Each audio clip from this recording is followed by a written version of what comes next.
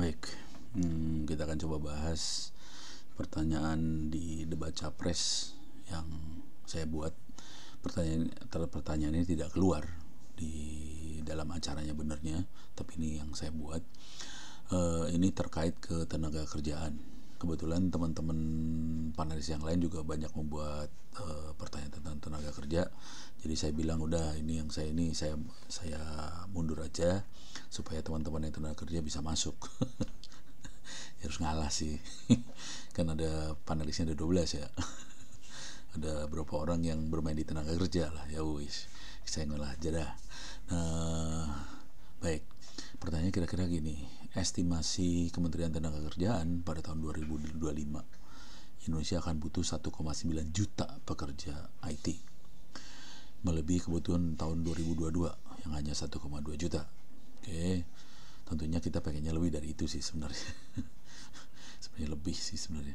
Setiap tahun menurut Kementerian Pendidikan, Kebudayaan, Riset dan Teknologi Kemendikbudristek, perguruan tinggi di Indonesia sebenarnya meluluskan sekitar 100.000 sarjana teknologi informasi maupun digital ekonomi ya.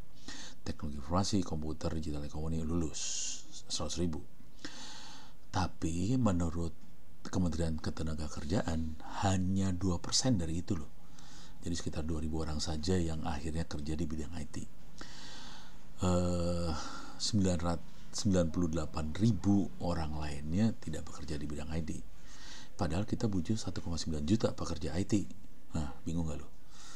Jadi ada kebutuhan 1,9 juta, 1,2 juta, punya sarjana 100.000, hanya 2.000 orang yang lulus, yang kerja di situ. Nah, yang ngeri, jadi ada masalah dari sisi antara kebutuhan dan yang diajarkan beda kayaknya. Gitu. Juga etosnya ya, kemampuan untuk struggle di pekerjaan juga kurang diajarkan juga sih kali ya.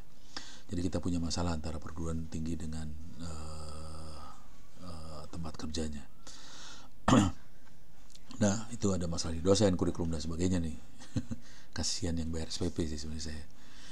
Jadi para mahasiswa ini orang tua udah bayar SPP banyak besar-besar, pas lulus anaknya nggak bisa kerja di bidang itu. Walaupun mungkin ada alasan-alasan lain ya.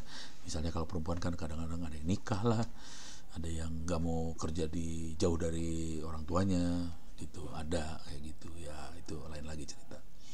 Nah, akibatnya kekosongan yang ada tampaknya diisi oleh tenaga kerja IT asing. Badan Pusat Statistik BPKS memperkirakan 4% tenaga kerja asing kerja di sektor TIK tahun 2023. Nah, ini ngeri sih sebenarnya. Ini 4% dengan kondisi direm loh. Kalau dibablasin bisa habis semuanya sama tenaga IT, terutama dari Cina, Tiongkok, Jepang, Korea Selatan, India, Amerika. India banyak masuk di programmer. Jadi kalau Anda lihat di startup Indonesia itu banyak programmer India.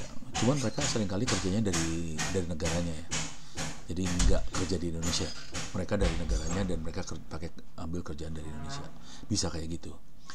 Apalagi kalau startupnya dibeli. Jadi sahamnya misalnya, ini sekarang udah rahasia umum lah ya. Startup kita banyak dibeli oleh investor luar negeri. Dan dengan dibeli itu banyak kerjaannya di remote dari jauh. Jadi kelihatannya bukan di Indonesia kerjanya, tapi di luar. Akibatnya tidak terdeteksi oleh Depnaker. Ngeri tuh. Jadi India tuh model gitu tuh banyak tuh. Tapi mereka mungkin kerjanya nggak dari India ya. Kadang-kadang mereka kerja dari Singapura dan sebagainya. Nah, kalau yang Tiongkok ini di IT itu masuk banyak ke sektor telekomunikasi. Jadi ya bukan rahasia lagi kali ya. Banyak peralatan telekomunikasi kita dari Cina. Itu BTS kita segala macam dari Cina. Konsekuensinya banyak pekerja-pekerja dari Cina itu yang ngambil lahan di sana gitu ya. Kalau ini seringkali tidak nge-remote. Walaupun mungkin kalau support dari pabrikannya dari Cina langsung sih. Cuman mereka banyak naruh orang profesionalnya juga di Indonesia. Kira-kira itu. Jadi dari satu sisi lulusan yang nggak ngambil, jadi lulus lumayan banyak tapi hanya 2% yang kerja. Di di satu sisi lagi kekosongannya diambil sama tenaga kerja asing. Jadi ini tantangan banget ini. Nah, jawabannya sebaiknya presiden yang jawab ya. Pertanyaannya, strategi kebijakan apa yang perlu kita isi supaya bisa ngisi kesenjangan SDM di bidang IT ini, baik pendek atau panjang. Jujur saya sih pengennya ngerombak kurikulum sih sebenarnya, cuman ya di sana kan banyak profesor ya, susah ngerombak kurikulum tuh ya. Oke, barangkali ini dulu dari saya, mudah-mudahan bisa memberikan gambaran tentang ketenaga kerjaan khususnya bidang IT di Indonesia. Terima kasih.